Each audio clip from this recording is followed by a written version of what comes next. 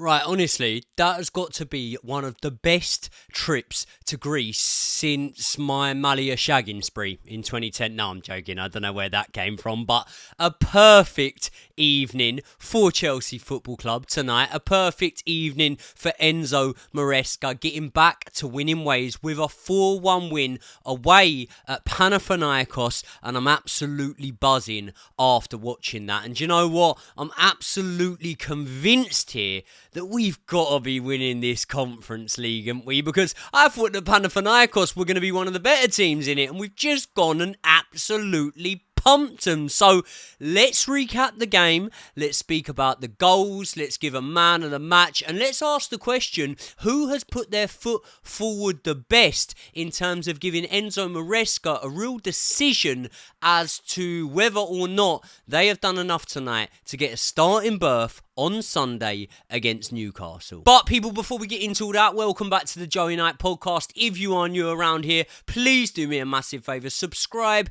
to the channel. Also, like the video right now. Let's get into it. Right, so you can see the starting lineup on screen now. We went Jorgensen in goal, and by the way, this obviously is just the shape of the team. Officially, you'll see it looking different, but this is how it looked on the pitch. We had the sort of back three, Disasi, Badiashile, Renato Vega. Cucurella was the one inverting in this match, joining Enzo Fernandez at the base of midfield. Enzo starting this match. What does that say and what implications does that have as to whether or not he'll be in the starting lineup on Sunday against Newcastle? Kiernan Dewsbury-Hall back in there again. And then the front four was João Felix through the middle, Pedro Neto one side, Mykhailo Mudryk the other side, and Christopher Nkunku leading the line in the number 9. Now, I've got to be honest, I was a little bit nervy because within 2 minutes, Panathinaikos nearly opened the scoring, didn't they? They had a set piece, I think it was. Balls whipped in. Don't know who the player was, but he headers it down, and Jorgensen makes his first solid contribution of the game when he pulls off a great save because the ball's headed into the ground. Jorgensen still gets to it, and it was at that point when I'm thinking, this could be the moment, or this could be the game at least, where Jorgensen really gives Enzo Maresca a headache as to whether or not he needs to be starting in these league games. But I'll give you a little spoiler alert here. He wasn't really tested all that much, although he did have one goal that he conceded. We get on to that. 20 minutes in, Chelsea take the lead. Neto wins the ball in his own half. He passes it on to Kiernan Dewsbury-Hall, who sprays it forward to the head of João Felix. And this shows the positional awareness and just the awareness for what is going on around him with João Felix, because he doesn't look at Mudryk, but he flicks it on. See that? Like that. Back that. Flicks it on to Mykhailo Mudryk, who's running up the wing. And this goal was somewhat created by João Felix himself by putting it onto Mudryk, but you got to give Mudryk the credit because he puts it back to João Felix. João Felix scores a tap in. He makes it 1-0 to Chelsea. And as I say, the goal was there made by João Felix, but I did always say that in this competition, this is where Mykhailo Mudryk really needs to be looking to prove himself at Chelsea, because obviously it's been a anticlimactic couple of seasons so far for Mykhailo Mudryk, hasn't it? There's been moments of brilliance, but there's also been 10 times more moments of nothingness, I would say. And you might think that's harsh, but don't you worry. I will be giving Mykhailo Mudryk his flowers, not just for this match, but for the uplift in his form recently. And coming back to him really making his mark on this competition, he definitely did so in this game, because the Ukrainian nearly got another assist shortly after that. He breaks up the wing, gets the ball, he slows the play down, and this is something I'm seeing from him at the minute, is intelligent play, like knowing when to go and knowing not when to go, knowing when to drive forward and knowing when to slow the game down because the players haven't yet arrived, whereas so often last season he didn't slow it down, he'd put a ball in and no one was there to get on the end of it. This time he does. He drills it low across to Enzo Fernandez. Enzo puts his laces through it, decent enough shot, but like I've said enough times about Enzo Fernandez already on this channel, he never really finds the corner, does he? He normally shoots down the middle, and for that reason, the keeper pushes that one over the bar. And Chelsea, to this point now, are looking way more creative than we did in the early moments. Panathinaikos really have nothing for us, and the fact that we are 1-0 up means that they do need to come out and attack us now, which is obviously going to open up plenty of spaces, I should say, for us to exploit, which we very much did. Now, second half starts off just how I want a second half to start. I sound like a broken record, but so often last season, Pochettino's Chelsea were getting worse in the second half. And even if we went in with a lead, we were giving the team that we were playing too many opportunities to just get back into the game. And under Enzo Maresca, I'm seeing a mentality shift. I'm seeing a change. And the most of all reason I say that I'm seeing this is because the second halves are starting with us looking to go out there and add to our lead. And add to our lead is exactly what we did. 47 minutes in, Pedro Neto darts up the wing.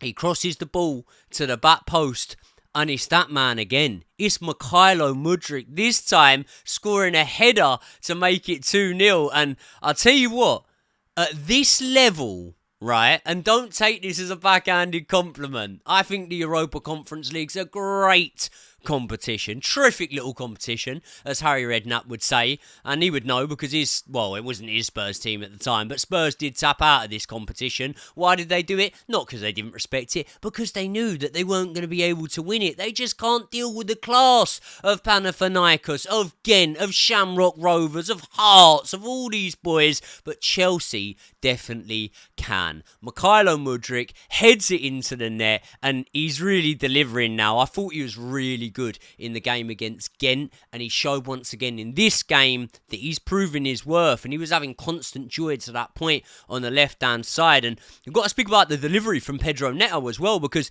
this one was great. It was off his right foot, and he's showing that he can deliver a ball on the sixpence, as we say, with his left foot, with his right foot. He's showing massive versatility. You know, like, you can go and sign a right winger, or you can go and sign a left winger, or you can just sign Pedro Neto, and he can do both. So, really, we almost got him half price, didn't we? Because he whips this one in with his right foot. Obviously, he's left-footed, Pedro Neto, and it's a great ball. And so far, putting up really impressive numbers during his start to life at Chelsea Football Club. And I know we're always going to use Cole Palmer, I would say, as the measuring stick, but when you look at other players, and again, Mykhailo Mudryk maybe being one of them, who it now looks like he is starting to really find his feet, and we will get on to speaking about him in more detail. But when you look at other players, they haven't always settled in as quickly as Pedro Neto has, so got to give him massive credit for that. 10 minutes in to the second half, we make it 3-0. We're fucking greedy, us lot, aren't we? We are greedy. And I've got to just say, right, at this point, Josh Oveste must have been absolutely creaming in his pants. Watching that game tonight was Josh Oveste's equivalent of me having a 90-minute porn marathon, because Mykhailo Mudryk was on fire, and it's him that gets the assist again. He gets the ball on the edge of the area, he feeds João Felix. João Felix from outside the box scores an absolute screamer. Don't watch the highlights, just take my word for it. Screamer. The stats will show you goal from outside the box. How could it not have been a screamer? Got a massive deflection on it, didn't it? But the shot was on target, which means that he gave João Felix the goal. And that goal involvement makes it 2-2 for João Felix in this competition. When you look at these signings that we're bringing in, right? João Felix putting up good numbers per minute on the pitch for goal involvements. Pedro Neto, the same. You could even say the same about Mykhailo Mudryk now, couldn't you? So, a couple of minutes later, we win a penalty like that. Panathinaikos player handballs the ball. What was his name? Should I look it up? No, we're not bothered. We don't care about Panathinaikos. We care about Chelsea. But yeah, either way, he handballs it. And do you know what?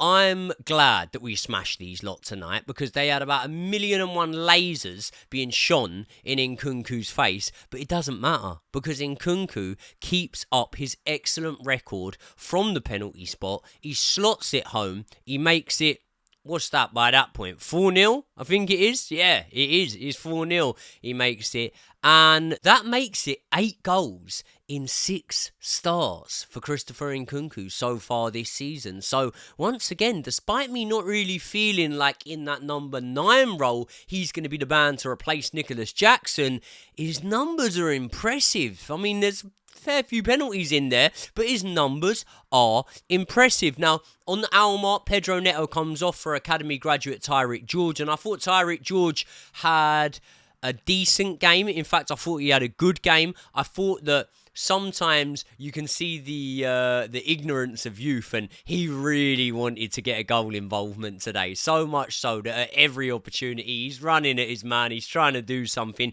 It didn't quite come off for him, but at the same time, I thought that Tyreek George put in a good performance there. Nkunku's brought off 2 for Mark Yu. And do you know what? You'd imagine that Nkunku wouldn't be too happy about that because the lack of the minutes that he's been getting in the Premier League, he got a few against Liverpool the other day, but especially after scoring, he would have been hoping for the full run out tonight, the full 90 minutes. And if I'm completely honest on Nkunku tonight, I didn't think he was great, but I didn't think he was bad at the same time. I think, to score from a spot is impressive, but yeah, I didn't think he had an unreal game or anything like that tonight. 70 minutes in, Panathinaikos do pull one back after a Alofi's ball along the box, which Pellistri taps in. Great player, isn't he? Pellistri. I know all about him. You know all about him. Yeah. And he was rewarded, comically enough, by being immediately subbed off. And at the time of the sub, we sub off Enzo Fernandez for Casaday. And we'll get on to speaking about Enzo's performance in a minute. But it finishes 4-1. Chelsea top in the group. We're definitely favourites to win it. We will win it. And I was asking Josh Aveste through the week, right? Once we get to like quarters and semi-finals and things like that, will Enzo Maresca shuffle the pack? And will he bring in the Premier League boys just to make sure he gets his hands on some silverware? And upon looking at tonight, I know there's some decent teams in here. Real Betis are still in the competition. Who else we got? Olympiacos maybe. A couple of decent teams. But at the same time, I think we should definitely be winning this, and I think we can win it with the team that we showed tonight. So let's get on to a few of my general thoughts on the game.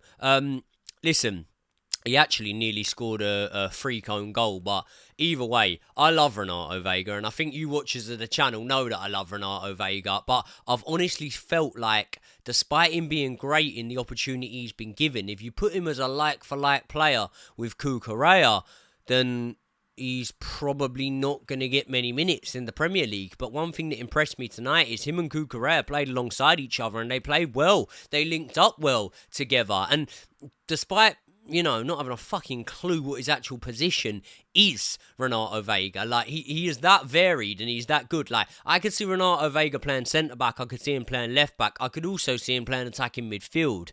He really is a great player and a great option to have. And much like I was saying about Pedro Neto, we're benefiting now from having the versatility in our squad. So even if we were, God forbid, touch wood, to endure an injury crisis or something like that again, I think we're going to be good because we've got so many players that can play in so many different roles. And I've spoken about Tosin being probably the first choice to come in now if there was an injury to Fofana or to Colwell or suspension, and if Reece isn't there. But really, I think it's Renato Vega. I think it's Renato Vega that should be the first in there because he can play as a centre-back and he can play very, very decent there in doing so. And one thing that actually impressed me about our defence tonight was we were playing out really well from the back. And do you know what? Like, you've got to ask yourself the question, is that down to the fact that Disasi and Badiashile have played together for a season now? Cucurella was back in there, although he was in the midfield really, and Renato Vega's a class player, and maybe they have that understanding? Or is it down to the fact that the teams in this Conference League are just a bit shit? Do you know what I mean? And I think the answer probably lies somewhere in the middle of the two. But either way, the level that the defence have been playing him so far in the Conference League, I think has been pretty good.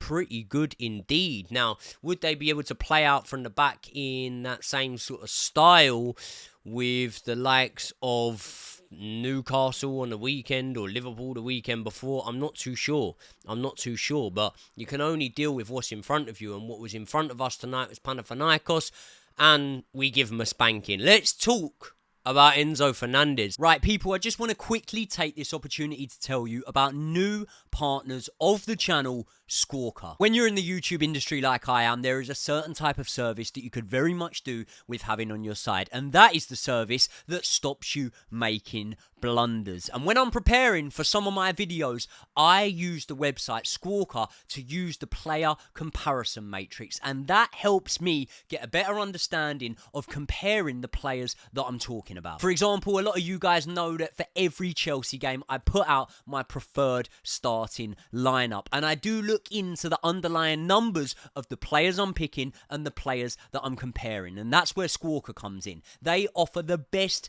player comparison matrix on the internet. The website is so efficient and so easy that even I can use it. For example, when I'm picking from Chelsea's 30 to 40 odd wingers that we've got at the club, I can very easily jump onto Squawka and see how their stats compare. But you don't need to be a YouTuber to need to use Squawka. You could use it for your bets when you're betting on first goal scorer and things like that. It could give you a better indication.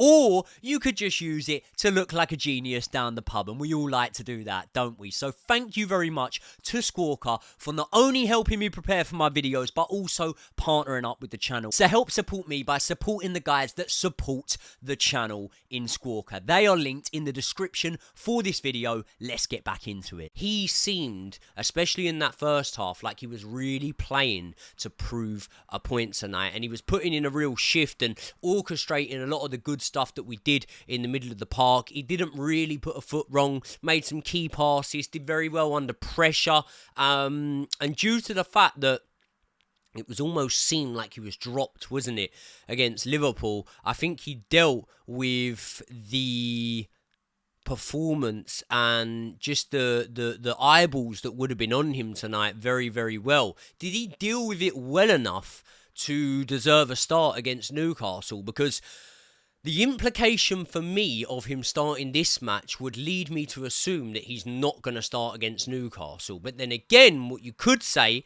is, obviously, he travelled from South America. That's a long old journey, 14 hours, something like that. He got minutes against Liverpool and looked decent, and he got hours run out tonight and looked very decent again. But when I think of Newcastle, to reiterate what I said before, I think of that midfield, and if they start Tonali, Bruno and Joe Linton, I think that's going to be a real physical battle in there. So maybe the physical battle will be best suited to have Caicedo, Lavia and Cucurella inverting, and obviously Reece James in the flat back three there. But I'm not sure. Does it indicate tonight that he won't be in there because he started and the travel then back? I mean, it's only Greece, a couple of hours, isn't it? It's not too bad. So you lot tell me, because I'm very interested to know. What do you think? I thought Enzo Fernandez's performance was really good, really good. Can't put any stain on it. I don't think he put a foot wrong tonight. Now, one man who didn't put a foot wrong, and this was easily his best game in a Chelsea shirt, was Mykhailo Mudryk. 2 assists, 1 goal, and looked a constant threat. And do you know what impressed me, right? He even defended well. There was one time when up the right wing, Panathinaikos broke on us. Cucurella was beaten. I don't know where he was, but obviously he was sort of in midfield. Viega, I don't know where the fuck Viega was, but basically they were breaking on us quickly, and had it not been for the pace of Mykhailo Mudryk, they would have been in with a real opportunity to score. And when you look at the goal they did score, I'm not saying it was a like for like, but you could imagine something similar happened. But Mykhailo Mudryk gets back to it and he wins the possession back, and the speed of it was really impressive. But what I need to give Mykhailo Mudryk credit for tonight in his performance was the maturity of it. You know, he really does look like he's progressing, and as much as I want to credit Mykhailo Mudryk, I also want to credit Enzo Maresca, because he's the common denominator here, isn't he? You know, Did Mykhailo Mudryk play under Tuchel? No, he didn't. So you go Potter, Lampard, Poch. None of these boys could get a tune out of Mykhailo Mudryk, at least not a consistent tune out of him. And I understand that he's not starting games in the league, but every time he's featured under Enzo Maresca so far, I'm not saying he's looked brilliant, but he's looked so much better consistently than he had looked in the past. So I'm not going to pretend he's having a Cole Palmer-esque season here, but he's definitely improving both technically and, more importantly, mentally. And for that reason, I am giving Mykhailo Mudryk my man of the match in this one. Kiernan Dewsbury-Hall, I mean, I mentioned the fact that he put the ball on to João Felix, who then headed it to Mudryk, and Mudryk gave it back to him, and he scored and whatnot. And he didn't really do much tonight, Kiernan Dewsbury-Hall. He wasn't bad, but he wasn't that good either. And he's a far cry at the moment from a player that we saw at Leicester. Could that be due to the fact that he's gone up in the levels? Very, very possibly. But we saw Carney Chukwuemeka come on, and for me, if it's a shootout between Kiernan Dewsbury-Hall and Carney for a starting berth, especially even in these Conference League games, I'm going with Carney at the minute. I think he is the better player out of the two of them, but maybe Dewsbury-Hall will prove me wrong. Jorgensen, he had a decent game, and he made one or two good saves, but he didn't do anywhere near enough, I don't think, to give Maresca a real headache as to whether he should be starting ahead of Sanchez. I thought his distribution from the back was fine, was good, but Panathinaikos weren't pressing us in the same way that some of the Premier League teams will be able to. And let's be honest, where would they be in the Premier League? Bottom 5, 6 teams, something like that. So I think ironically, he would have probably been hoping that Panathinaikos were a little bit better and that he could have been tested more, because again, to bring it back to what I said earlier, you can only deal with what is in front of you, and what was in front of him didn't really test him all that much. So he'll definitely keep playing in this competition. I think that he's been good every time I've seen him. I don't put him at fault for the goal, but I think it's quite clear to me that Enzo Maresca does like Robert Sanchez. So I think that Robert Sanchez's recent shaky form would have to really continue, and Jorgensen would have to be having blinders in this competition. And maybe once we get out this sort of group format, league format, I don't know what it is, but when we get into the tougher games, maybe that's when we'll see more from him. Or in the cup competitions, where I'm sure he will be starting. Who gave Maresca the biggest decision to make tonight? Was it Jorgensen? I've already probably covered that. I doubt it was. Was it Enzo Fernandez? Now that's probably the answer. It probably is the answer, due to the fact that obviously he had him as captain tonight. He put in a good performance, but stylistically, once again, and listen, what do I know in comparison to Enzo Maresca, but stylistically, I think Romeo Lavia is more suited to the game against Newcastle. So I think that maybe you'd have to look at it, and you'd have to say it would probably be Mykhailo Mudryk, because Newcastle are somewhat there to be got at this season. And I don't know, would you have who would he be coming up against? Probably Livramento. So Mudryk or Jadon Sancho. Listen, I might upset a few because I've just given him man of the match. I would still say I would be starting Jadon Sancho in that one, even though I thought that Jadon Sancho was somewhat underwhelming in the match against Liverpool.